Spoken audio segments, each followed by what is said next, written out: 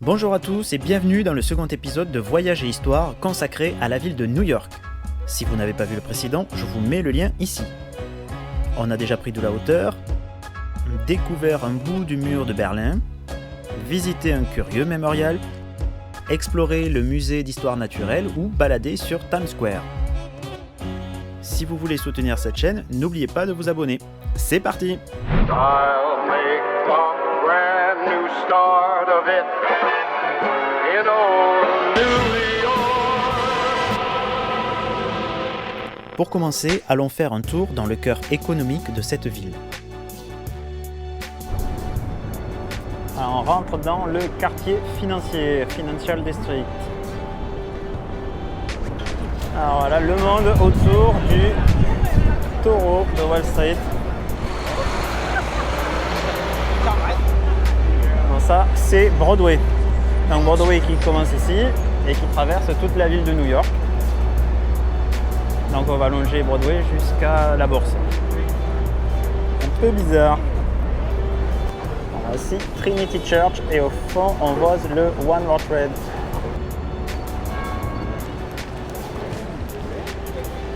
Donc voici Wall Street, la rue du mur. C'est ici que les Hollandais avaient érigé une palissade pour se protéger des Indiens. Ensuite les Anglais vont l'abattre en 1699 pour laisser place bien sûr à cette rue. Derrière moi il y a l'ancien hôtel de ville de New York et bien sûr là-bas le bâtiment qui représente le capitalisme américain dans toute sa splendeur, la bourse de New York. Le tour de la bourse qui défile en permanence. Et le président américain George Washington qui surveille ses petits sous. Je crois que je vais avoir un torticolis à force. Alors le quartier est légèrement protégé. Alors il y a des bornes de partout. Ah, il faut avoir un char d'assaut pour passer là.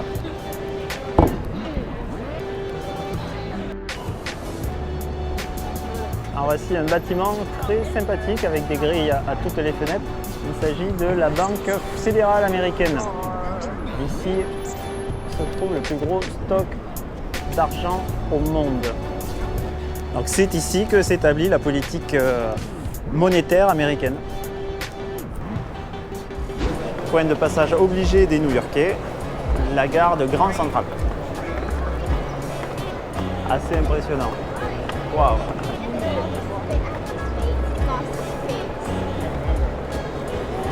Grand Central date de 1913 et était à l'époque la gare la plus moderne. Car les lignes de train furent électrifiées. Pour la construction, il a fallu raser près de 120 immeubles. Au moment de sa restauration, dans les années 90, on redécouvrit, caché sous une épaisse couche de suie, le magnifique ciel étoilé et les signes du zodiaque peints par le français Paul César Heuleux.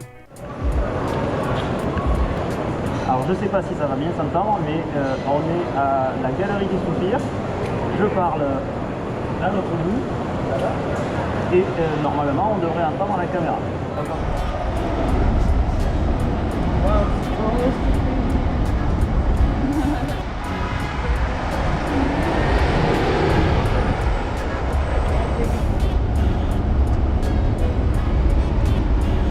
Le célèbre Chrysler Building a été construit en 1930 par l'architecte Van Allen.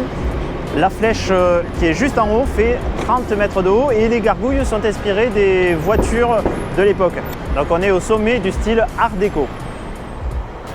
Il sera avec ses 319 mètres le bâtiment le plus haut du monde jusqu'à l'achèvement de l'Empire State Building un an plus tard en 1931. C'est un peu les boules.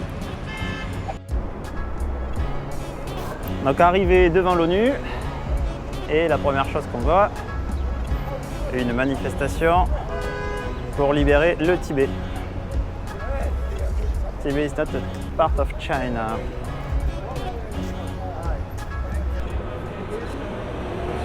Et voilà, je suis dans l'ONU.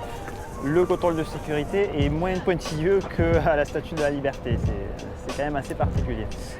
Et là, la fameuse sculpture que j'imaginais beaucoup plus grosse que ça. En fait, la tour de l'ONU, elle est vraiment toute fine.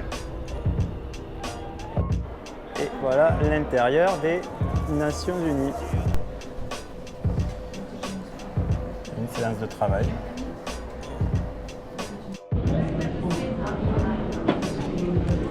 Vous pouvez aller en bas prendre des photos, mais vous pouvez prendre des photos tout le temps.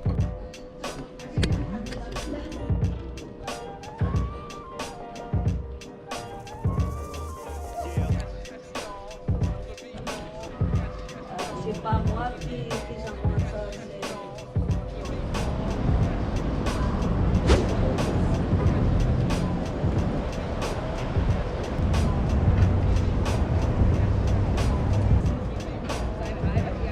Bryant Park est un coin de verdure parfait pour pique-niquer au pied des gratte-ciels. Il est situé juste à côté de la New York Public Library que je vais visiter. La New York Public Library est un bâtiment gigantesque fondé en 1902. Aujourd'hui, on peut y accéder librement. Vous pouvez monter et demander un livre et le consulter sur place. Bien sûr, on ne peut pas l'emprunter. C'est la deuxième plus grande bibliothèque des États-Unis derrière celle du Congrès. Elle possède 4,5 millions de livres.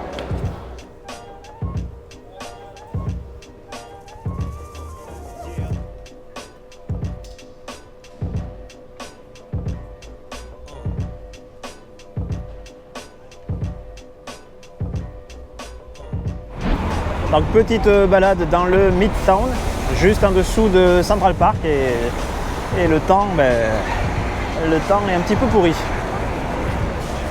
Bon ben voilà ce qu'on trouve forcément quand on se balade à New York. Il y a 2 ou 3 tours Trump, et ben celle-là c'est la tour Trump. Oh, le 30 tours, moi ça m'intéresse pas.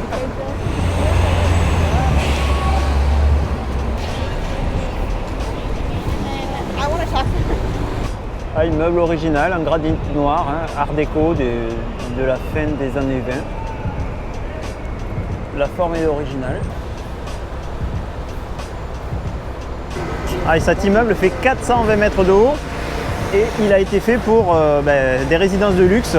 Chaque appartement a vue à 360 degrés.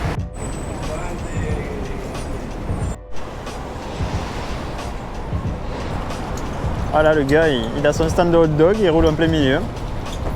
Depuis tout à l'heure, les voitures n'arrêtent pas de lui klaxonner.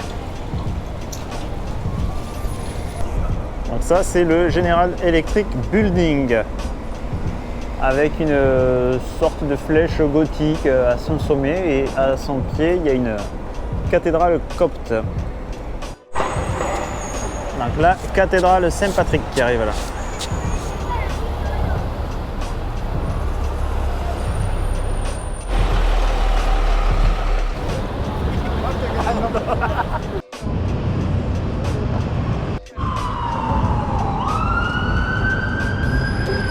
Voilà, arrivé au Met. Avec la queue devant.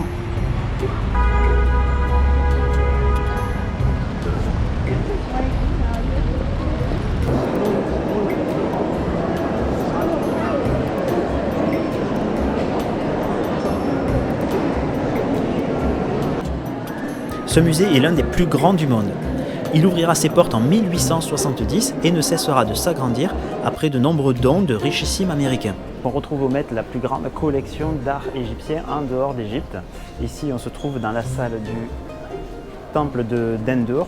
C'est un temple égyptien de l'époque romaine qui a été offert par l'Égypte aux Américains au moment où ils ont inondé la vallée du Nil pendant la construction du barrage Nasser.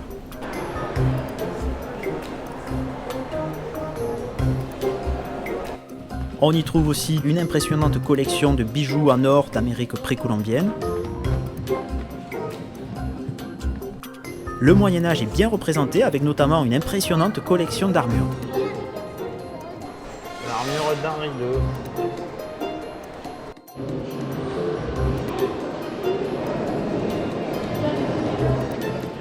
J'ai beaucoup aimé la salle consacrée à l'Océanie. Une pirogue gigantesque qui vient de Nouvelle-Guinée.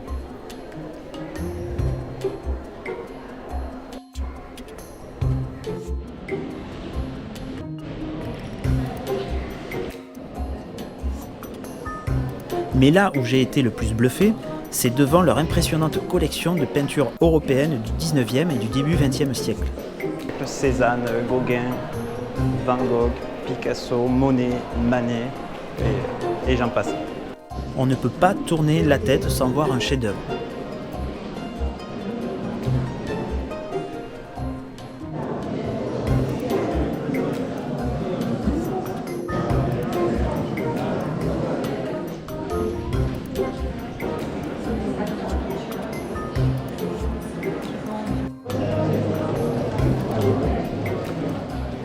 Alors il faudra qu'un historien de l'art m'explique, mais pourquoi Cupidon pisse sur Vénus?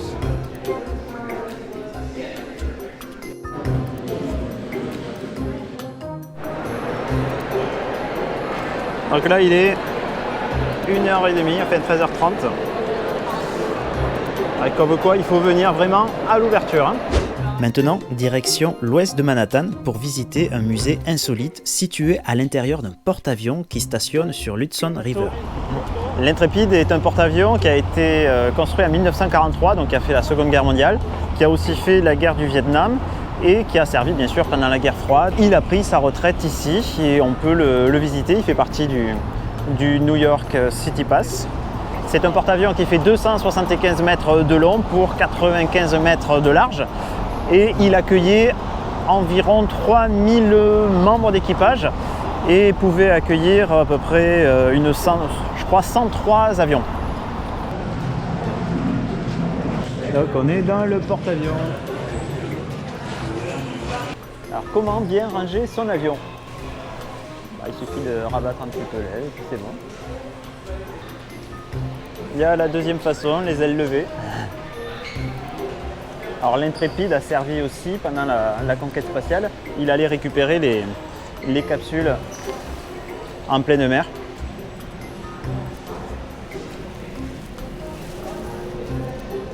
En plus des avions, vous avez derrière moi la navette Enterprise, l'une des navettes spatiales qui a été mise en repos forcé, disons, après le dernier accident. Et là, on a une capsule Soyuz.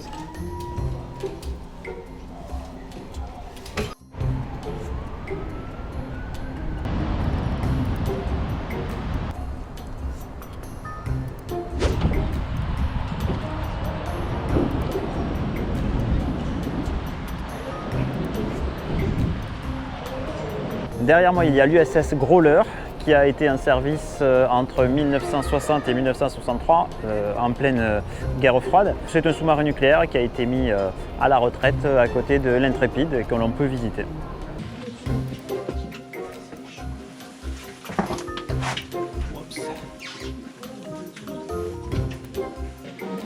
Les cuisines.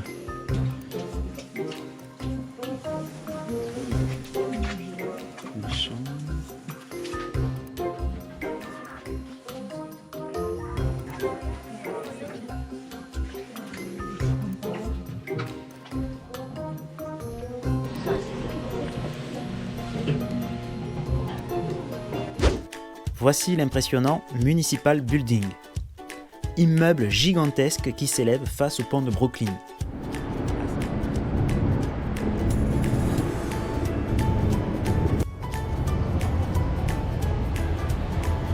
À ses côtés, la très belle mairie paraît minuscule.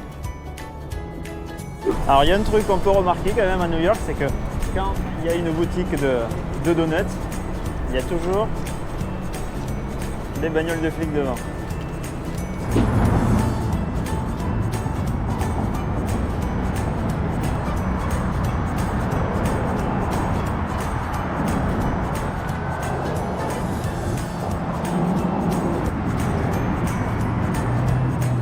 En 1857, on a commencé à émettre l'idée de construire un pont entre Brooklyn et Manhattan, car chaque année, plus de 50 millions de personnes prenaient le ferry pour traverser. Donc il était nécessaire de construire un pont. En 1869, on fit appel à l'architecte John Augustus Roebling pour construire ce pont, mais manque de peau pour lui, le jour où le chantier commence, il se fait écraser le pied et il mourut quelques semaines plus tard de la gangrène. C'est donc son fils qui termina le chantier, en y apportant des améliorations. Mais il n'aura guère plus de chance que son père car il fut victime d'un accident de décompression lors de la construction des pylônes qui s'effectua à 35 mètres de profondeur. Cet accident le laissa lourdement handicapé. La construction commença en 1869 et se termina en 1883. En plus de Roebling, le chantier coûta la vie à plus de 27 ouvriers. À Brooklyn, à l'angle de Washington Street et de Water Street, c'est la cohue pour faire la photo du pont.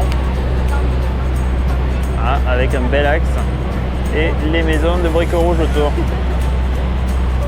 Là, je suis au pied du Brooklyn Bridge. Derrière moi, il y a le Gents Carousel et on peut voir une super vue sur Brooklyn Bridge ici là-bas et le Manhattan Bridge ici. Donc, départ pour la balade dans Greenwich Village. On est à Washington Square, un immense jardin très animé car il y a les étudiants tout autour. Un petit peu. Il y a la plus grosse université de New York, 50 000 étudiants qui est située juste à côté avec sa bibliothèque, etc. Bon, jusqu'au début du 19e siècle, c'était moins marrant parce que ici c'était la fosse commune. C'était une fosse commune, il y a plus de 20 000 corps enterrés sous nos pieds et c'est ici qu'on faisait aussi des exécutions. Toujours là, One World Trade Center.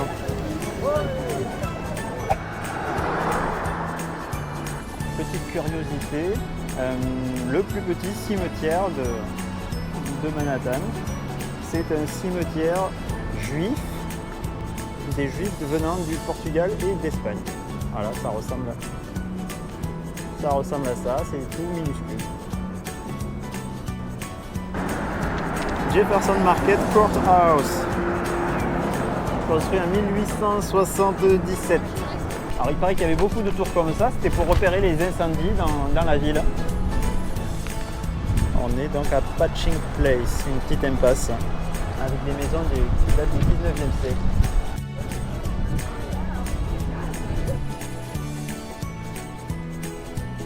Une charmante petite rue, la Gay Street. Alors pourquoi Gay Street? Parce qu'ici il y a une importante communauté homosexuelle. Il y a d'ailleurs une sorte de QG qui se trouve un petit peu plus loin, dans Greenwich.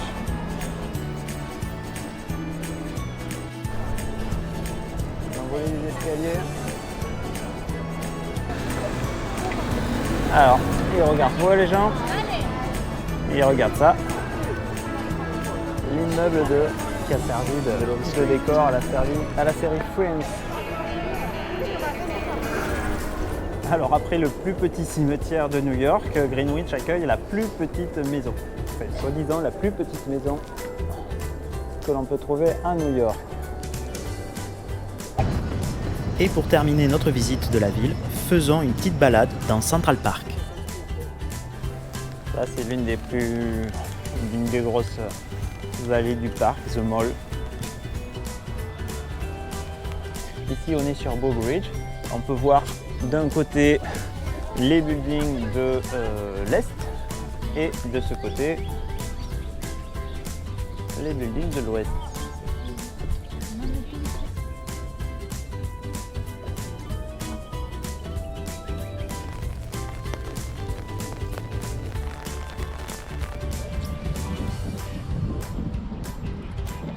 Je me trouve ici devant le grand réservoir de Central Park, le réservoir Jackie Kennedy. C'est ici que fut tourné le film Marathon Man. C'est là où Dustin Hoffman s'entraîne. Il fait le tour, donc on a une petite piste qui fait 2,5 km à ne prendre que dans le sens inverse des aiguilles d'une montre.